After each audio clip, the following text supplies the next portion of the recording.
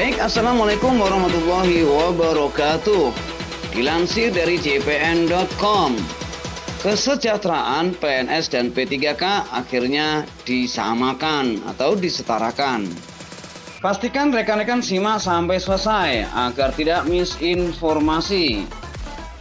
Draft final rancangan Undang-Undang Aparatur Sipil Negara atau RUU ASN akhirnya menyetarakan kesejahteraan PNS dan P3K, pegawai negeri sipil atau PNS dan pegawai pemerintah dan dengan perjanjian kerja atau P3K yang sebelumnya ada perbedaan masalah pensiun. Kini semuanya mendapatkan fasilitas tersebut. Alhamdulillah. Draft final RUU ASN ini memudahkan honorer menjadi P3K dan saat menjadi P3K ada pensiun juga seperti PNS, kata Dewan Pembina Forum Honorer K2 Tenaga Administrasi Indonesia Nurbaiti kepada jpn.com Kamis 31 Agustus 2023. Dia menambahkan dengan penyebutan ASN makin menunjukkan PNS maupun P3K tidak dikotomikan lagi, tidak dikotomikan lagi. Sama persis apa yang didapatkan oleh PNS. Di dalam draft final RUU ASN yang sudah disepakati pemerintah dan Komisi 2 DPR RI, hak pegawai ASN atau PNS dan P3K diatur dalam sejumlah pasal sebagai berikut. Alhamdulillah ya, mudah-mudahan ini adalah undang-undang yang sudah baku ya, dan bisa dijadikan rujukan buat yang sudah diangkat menjadi P3K.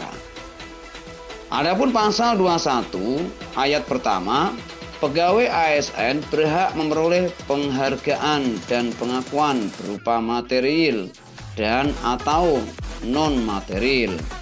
Yang kedua, komponen penghargaan dan pengakuan pegawai ASN sebagaimana dimaksud pada ayat 1 terdiri atas A. Penghasilan, B. Penghargaan yang bersifat motivasi, C. Tunjangan dan fasilitas, D. Jaminan sosial, E. Lingkungan kerja, F. Pengembangan diri, dan G. Bantuan hukum.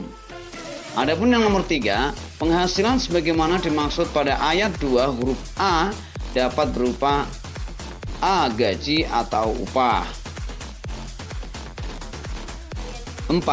Penghargaan yang bersifat motivasi sebagaimana dimaksud pada ayat 2 huruf B dapat berupa A. Finansial dan atau B. Non-finansial. Yang kelima, tunjangan dan fasilitas sebagaimana dimaksud pada ayat 2 huruf C dapat berupa tunjangan dan fasilitas jabatan dan atau B. Tunjangan dan fasilitas individu. Adapun yang keenam, jaminan sosial bagaimana dimaksud pada ayat 2 huruf D terdiri atas jaminan kesehatan, B. Jaminan kecelakaan kerja. Adapun yang C, jaminan kematian, D. Jaminan pensiun, dan E. Jaminan hari tua.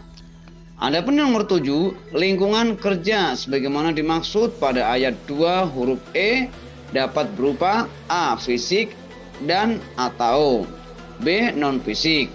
Yang 8, pengembangan diri sebagaimana dimaksud pada ayat 2 huruf F dapat berupa A. Pengembangan talenta dan karir dan atau B. Pengembangan kompetensi. Adapun yang ke-9 adalah bantuan hukum sebagaimana dimaksud pada ayat 2 huruf G dapat berupa A. Litigasi dan atau B. Non-litigasi. Adapun yang 10, Presiden dapat melakukan penyesuaian komponen penghargaan dan pengakuan sebagaimana dimaksud pada ayat 2 dengan memperhatikan kemampuan keuangan negara. Pasal 21A pasal 21A 1. Jaminan pensiun dan jaminan hari tua sebagaimana dimaksud dalam pasal 21 ayat 6 huruf D dan huruf E dibayarkan setelah pegawai ASN berhenti bekerja. Jaminan pensiun dan jaminan hari tua sebagaimana dimaksud pada ayat 1 diberikan sebagai perlindungan kesinambungan penghasilan hari tua sebagai hak dan sebagai penghargaan atas pengabdiannya. Adapun ayat 3, jaminan pensiun dan jaminan hari tua sebagaimana dimaksud pada ayat 1 mencakup jaminan pensiun dan jaminan hari tua yang diberikan dalam program jaminan sosial nasional.